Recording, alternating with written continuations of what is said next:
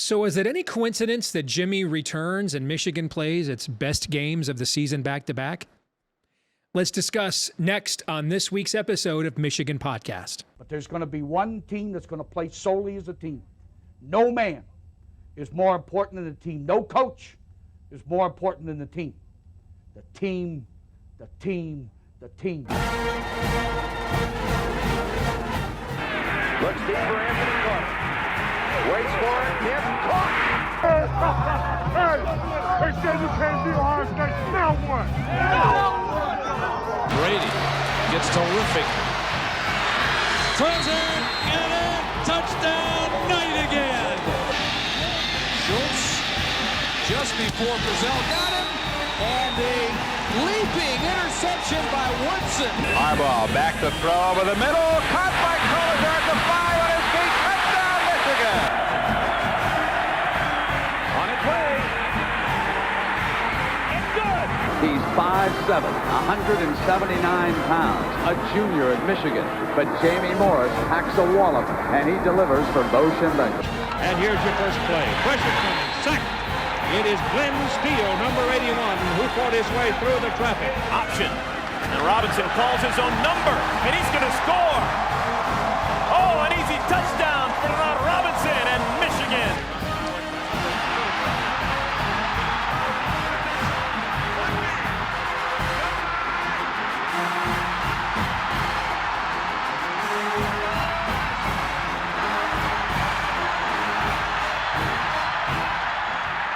We're going to win it. We're going to win the championship again because we're going to play as a team. And when we play as a team and the old season is over, you and I know it's going to be Michigan again. Michigan.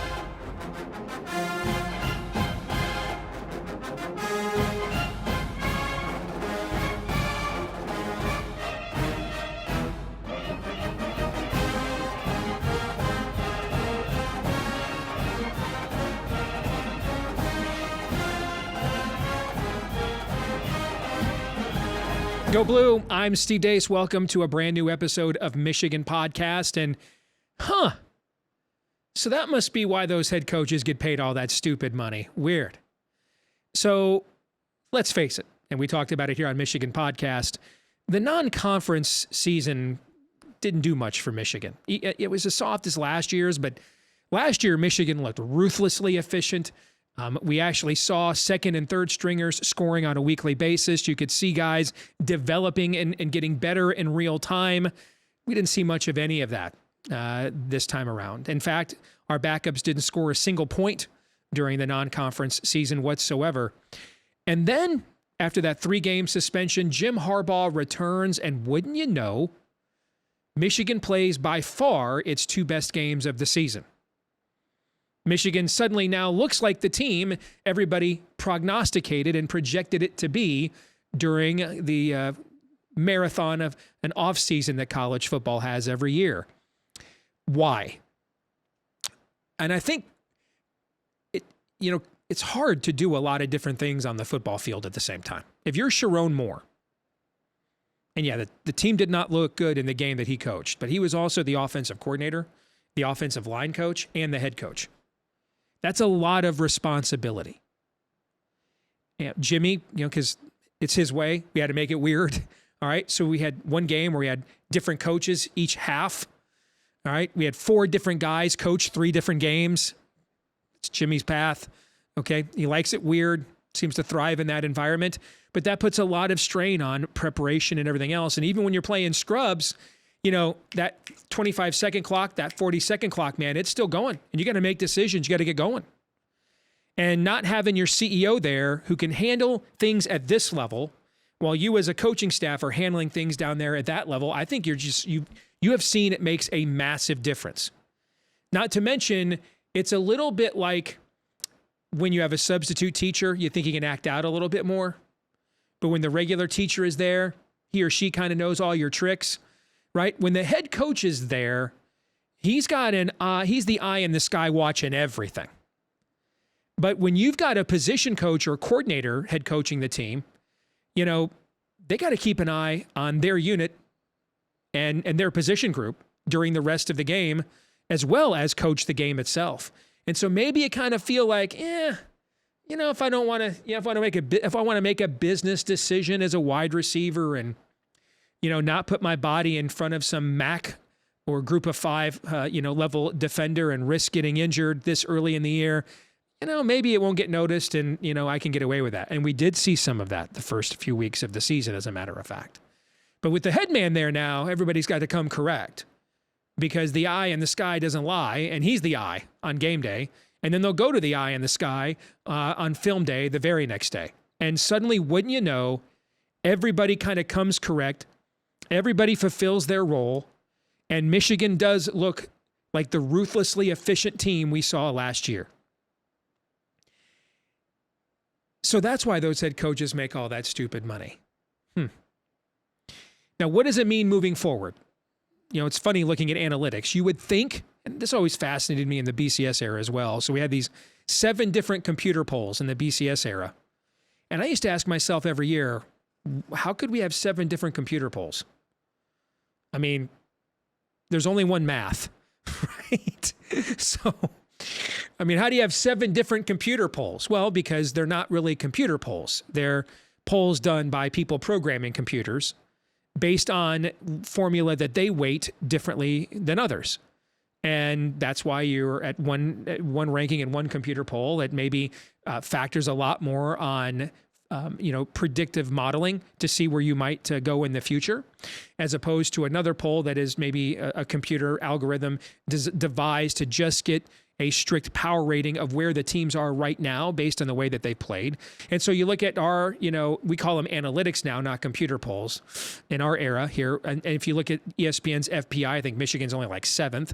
If you look at the SP Plus from that exact same network, ESPN, Michigan's the number 1 team in the country. So what does it all mean? You get that kind of variance when you look as dominant as Michigan has the last 2 weeks, but the opponents are 2 teams that could very well not make a bowl game or be right at 6-6 at the end of the season.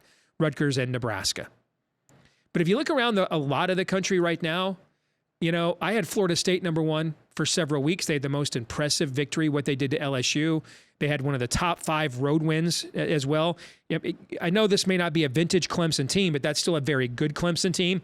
And you had to go and beat them in their crib when Clemson knew it could not afford a second loss in the league. Otherwise, its season might be over. So you were going to get their best shot. And Florida State emerged and even covered the line in both of those games. But now you have to ask yourself, how good was the LSU win? It's still a big name team, but a lot of people think they don't even deserve to be in the top 25 right now. So I have Texas number 1 this week because it has the best win all year, going down to Tuscaloosa and beating Alabama on the road.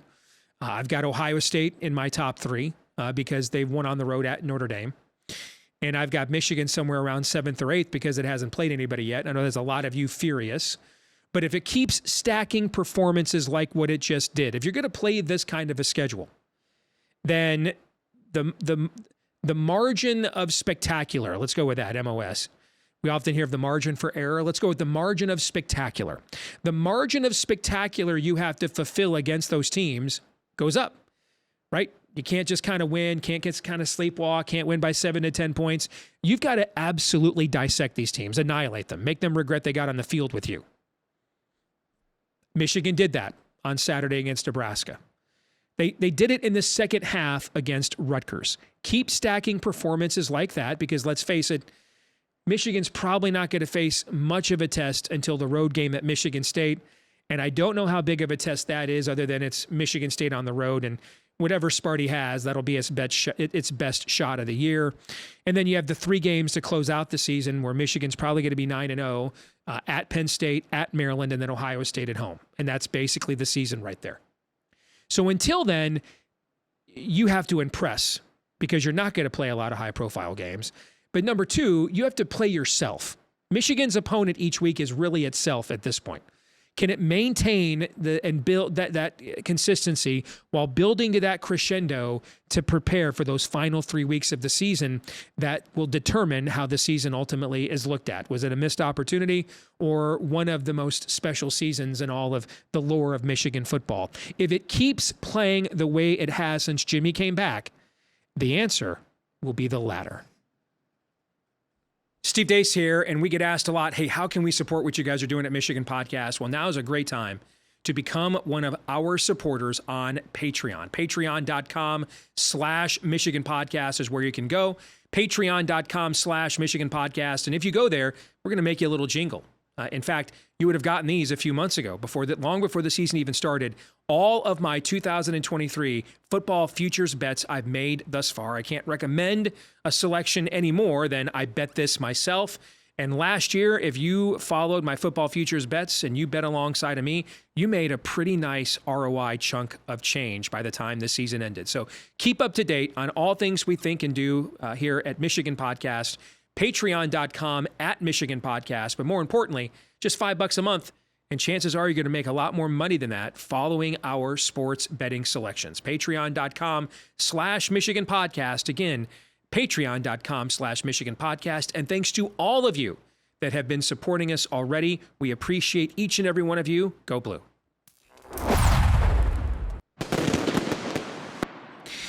All right, time now to get the view from the other side of the scarlet and gray septic tank with our good friend Mark Rogers back with us here on the 10-Minute War.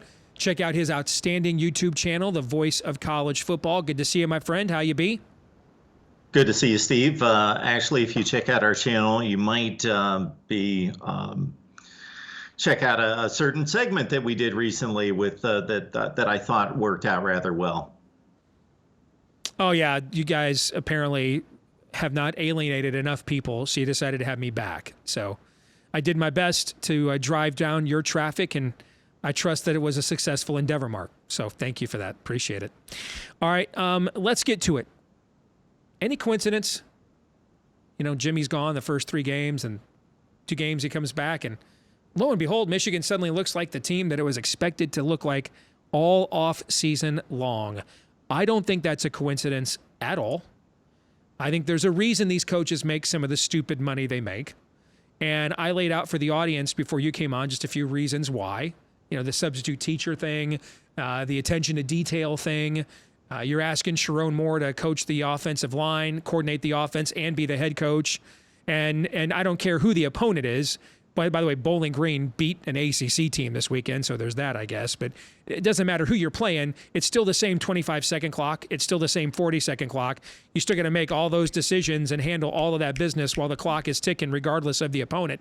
There's going to be lapses in detail just because of the lack of a CEO leader at the meta level. And I think the difference in seeing that guy there is kind of your plumb line, if you will. I think you've seen that over the last 2 weeks. But what do you think? Well, I just made a comment a few minutes ago during another segment that maybe Texas A&M's offense is generating better productivity because Jimbo Fisher isn't on the sideline with like 18 sheets of paper all up and trying to figure out what's going on, that he's actually the CEO and he's acting as a head coach. Jim Harbaugh, say what you will about it, and I find myself a bit mystified at times trying to interpret and figure out what he's talking about during these news conferences. But in amongst that, you're not alone. You're not alone. I'm not alone, but there's a genius there too. So there's a little bit of both. Where I like the straightforward guy who's able to tell me the bullet points are A, B, and C. These are our objectives, and you don't get that with Jim. But what you do get is you. Actually, with him, you get greater insight into what makes this all work if you're looking out for it. And he talked about this today. And he couldn't put his finger on it, but he knows what the ingredients are. He just doesn't know what the secret sauce is in terms of how it works. But he obviously knows what those ingredients are. And this is just a well-functioning organization from top to bottom. And he's crediting people I've never heard of that are part of the support staff in it. Just everyone knows their roles. Everyone is working together. They understand that their personal endeavors and careers are going to be taken care of as long as they're being unselfish and they're doing what's right by the team and they're being good teammates and all that. And it's something to behold. I don't like that it's going on with that particular program.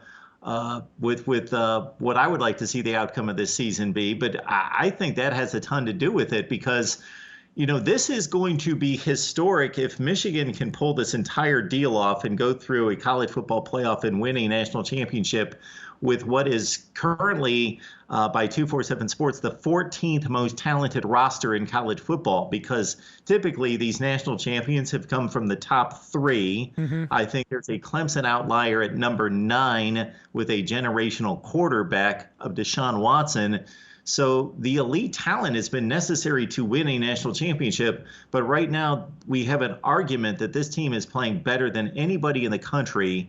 And sure, Nebraska is not a good football team, but those are Big Ten level athletes in the trenches at the various positions on both sides of the ball. It's not a horrible team. They need to work things out, and Matt Rule's got his own issues working forward, trying to turn things around. But that was just surgeon-like precision on both sides of the ball. You guys are playing boring football. It's producing boring football games that I don't want to watch. I keep up with because it's part of my job, but my goodness, it's 21-0 before you can blink. And it's just, it's functional across the board in elite level play almost everywhere. I think there's a few things that I'm curious about, though. I'm glad you brought up the talent ratings. Let's discuss that for a second, because I've been doing my team total talent ratings to try to measure overall roster strength and potential since 2017. I have not updated them over the last couple of months, though, because now that we are fully in this transfer portal era with so many guys coming and going, it's hard to keep up, and I kind of want to see how this season plays out to see if that metric I created in 2017 is still as accurate by and large as it's proven to be in forecasting which teams may be cycling up or down the last few years. And when I see Michigan as the 14th most talented team, I just think that's ridiculous. But I mean, I understand where you get that math, but don't you have to progress, guys? I mean, who would you rather have right now as your start? Would you rather have your starting left guard, a 5-star right out of high school, top 50 national recruit, or a guy who could be on his second year in the NFL right now, who is a mid-level 4-star recruit in Zach Zinter, but is a grown-ass man who's done 6 years now of strength and conditioning at an elite level, and in many other eras would have been going into his second year in the National Football League right now, and probably making millions of dollars for 10 or 12 years as a starting guard for one of 32 teams in the NFL? Would you rather have that guy on your as a 5th or 6th year senior as your starting guard, or a 5-star recruit? Because the talent ratings would say the 5-star recruit. Any football coach would say, I'd rather have Zach Zinter as my starting guard. That's a grown-ass man right now. Yeah, I can't debate that in any way, and I don't know how well 247 Sports is keeping up with the transfer portal, how accurately and specifically they are changing their talent evaluations of these players as they progress. But see, I think, Mark, not to interrupt, but pardon me, I want to make sure I make my point for you perfectly. Michigan has over 100 guys on the roster that have been on scholarship at some point. Over 100. Now, you can only have 85 scholarship players at once. You and I both know those other 20 guys aren't the scrubs. You know what I'm saying? The other 20 guys that have been on scholarship before are probably guys like Blake Corum and Zach Zinter. And so this is why that's important, because what Michigan has done with its NIL is gone this direction when most of college football has gone this direction. Let's pay a bunch of kids money up front. You mentioned Texas A&M, that's their thing, okay? And a lot of that class, by the way, that was the highest rated class in the history of the internet era. Like a third of those kids have already washed out or transferred out. I mean, we're already hearing stories of kids, well, I was promised this, but they didn't have that. The Jaden Rashada story from this past offseason, for example. Michigan's gone the other way, which is, dude, you'll make more money playing for us an extra year and improving your draft stock than being a 5th or 6th round pick in the NFL where you're fighting for a roster spot. So come and give us an extra year. They even call it the 1 more year fund. And so I'm not sure what the talent rankings do to accommodate for the fact that Michigan is getting an extra year or two out of guys that weren't 5-star recruits, but were also like top 300 overall recruits. right? And so would you rather have a team of a bunch of young 5-stars or guys who were mid to high 4-stars, but they're 23, 24 years old? Any coach would say the latter, Mark. I don't know how they account for that. I don't either, and that's why maybe those rankings aren't as accurate as they have been in the past when it was strictly recruiting, and that was pretty much it, and that was the determination, and it was simple division. Now it's not. Now we saw 2 sacks turned in by Josiah Stewart on Saturday against Nebraska. He comes in from Coastal Carolina. He's become just, man, that pass rush and that defensive line, that play that Braden McGregor made when Nebraska still was in a semblance of a game at that point at 14-0, and they had their one meaningful drive of the entire game, and he just flew out of nowhere and just pushed that whole line back and just blew up that play and stopped that 4th down play inside the 10-yard line. I do have one question concerning. Okay, Donovan Edwards is a mystery to me right now. He's a mystery to all of us too. But go ahead, Yeah, just 3.3 yards per carry, and this is a guy that averaged 7 or 8 yards per carry last year. I just don't know if anything's wrong with him. He's not healthy. What the deal is, because obviously the line blocks for him just like they block for everyone else. And we saw Khalil Mullings maybe making a push for extra time. I think that could be a developing story. We found out in the middle of camp that Donovan had an injury beyond just the hand injury that we knew about when he, as you guys saw last year, he was carrying the ball in his left hand. He had a lower body injury too. And then we heard that not until well into the season after it started, that he was basically not really hit or tackled all throughout fall camp at all. And I on top of that, I think he's pressing. I think that he kind of, is looking for that home run play to stand out every single time. And I could see, the last 2 weeks, the Michigan coaches clearly have created a package just for him, clearly had it as a prime directive to get him going. I mean, we've had whole drives this year where we did nothing but try to get him a touchdown and it didn't work out. They're doing everything they can to get him going. And it just hasn't quite gotten there. So now I'm kind of wondering if Khalil Mullings, people forget, by the way, he was a 4-star running back recruit. It's just Michigan thought he was a linebacker, and now he has kind of changed his body around. He's been able to focus solely on being a running back. I mean, you look at the vision and quick feet that he's displayed the last 2 weeks. I think he had 6 carries, Mark, against Nebraska. 1 went for a touchdown. The other 5 went for a first down. That's a good ratio.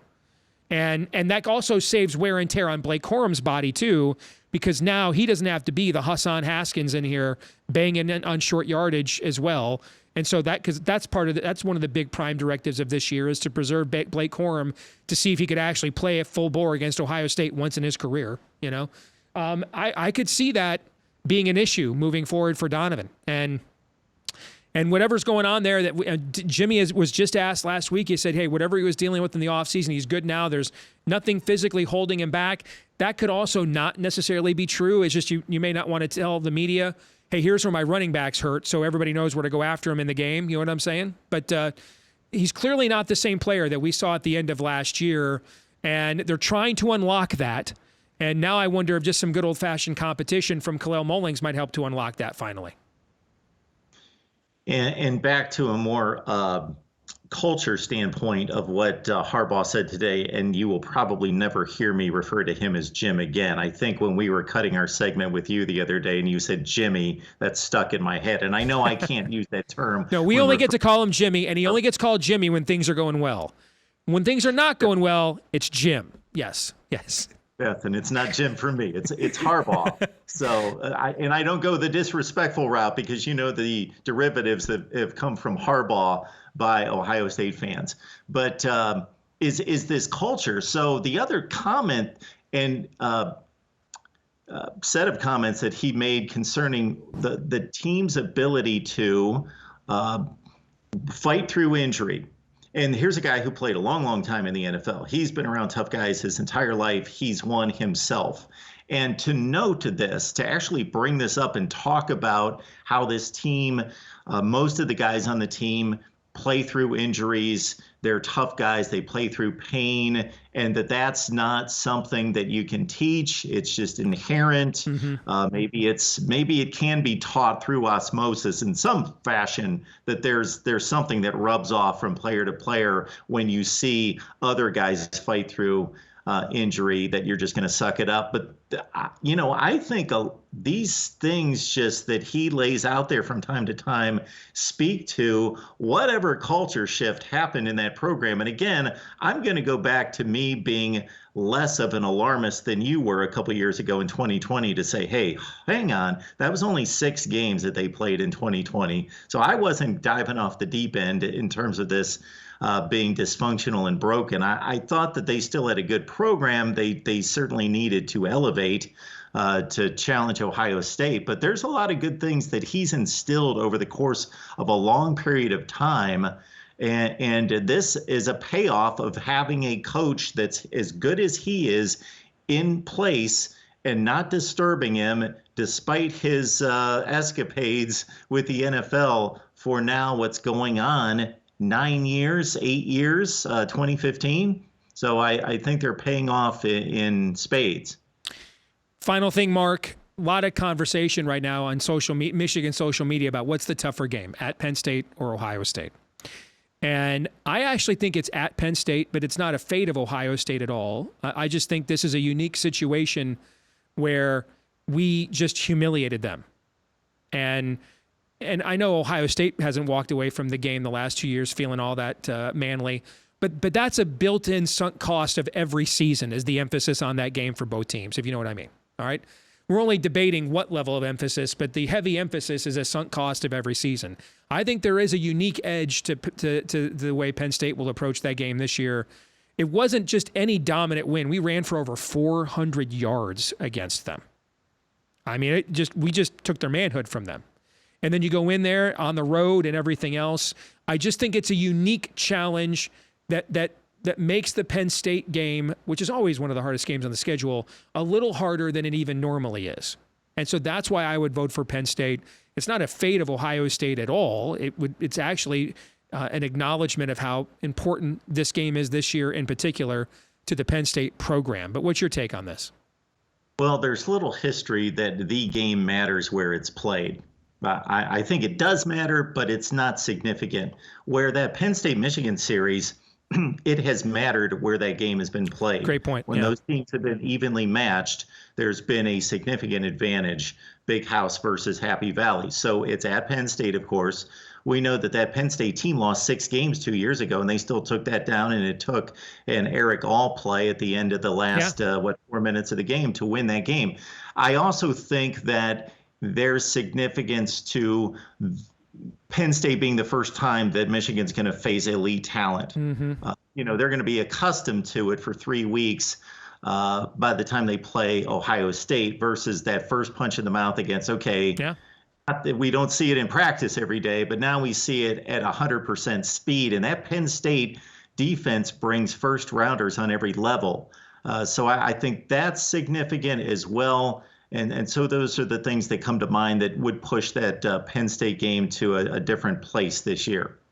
That's excellent analysis, brother. Great stuff. That's why you get paid the big bucks, man, over there at the Voice of College Football. Thank you, Mark. Good to see you as always.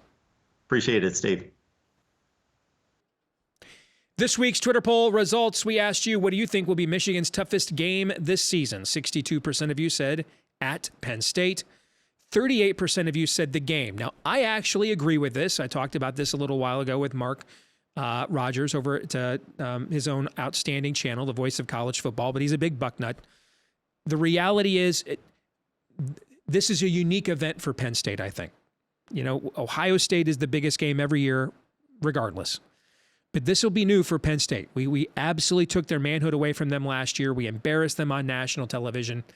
And they think now that they have the team to kind of step into that elite status in the league alongside Michigan and Ohio State. So they have extra emphasis on that game. I'm sure it's the game they have prepped for more than any other game all season long. And so I agree that because of that, it's not really a fate of Ohio State at all. It's more added respect for the situation and the difficulty of playing Penn State this season. So I agree that it is the toughest game on the schedule as we speak. That brings us to our feedback of the week from Senor Raul T-Bone Salbergo. I love that name. Who writes, the Maryland game is what worries me. They're a better Maryland than before, and it's on the road, sandwiched between Penn State and Ohio State. So I'm a big believer in the sandwich game phenomenon. You saw it even just this past week with some teams like Oregon kind of sleepwalking in the first half against Stanford. What is a sandwich game? For those of you that don't know, it's when you play a big emotional game one week and you have another one on tap the next week, and then in between you have a game that a lot of people are like sleepwalking through and you get caught napping. The issue with Maryland being a sandwich game this year is everybody's been talking for 9 months that Maryland is a sandwich game this year. And so if everybody's talking about that's the sandwich game, is it still a sandwich game when everybody's talking about it? So obviously the program is well aware of it as well. Now, I don't expect the team to be as emotionally up for that one as it will be against Penn State and Ohio State bookending that game. But I think that they understand that that's a sandwich game. Jimmy has just owned Maryland since he's been head coach. And I think Maryland right now actually has the weakest strength of schedule according to Sagarin in the Big Ten. They're 132nd in strength of schedule. And there's 133 teams in FBS. So, but hey, they've got a chance. They've got an outstanding quarterback. He hasn't been outstanding against Michigan yet, but who knows? Maybe this will be the year. That'll do it for this week's episode of Michigan Podcast. Don't forget to like, rate, subscribe, 5-star review, share, follow, whether you're watching here on YouTube or listening on iTunes or elsewhere. It'd go a long way to helping us find more Michigan fans just like you. And keep those 5-star reviews coming as well. We appreciate all of those as well as the comments. The YouTube algorithm loves when you guys load us up with comments, so keep that coming as well. Thank you to all of you doing all of those things. And don't forget to follow us in between each episode at Michigan Podcast on Twitter, or if you prefer X, I still prefer calling it Twitter, at Michigan Podcast. Again, that's at Michigan Podcast. Until the next time, I'm Steve Dace. Let's get that little brown jug and bring it back home. Go Blue.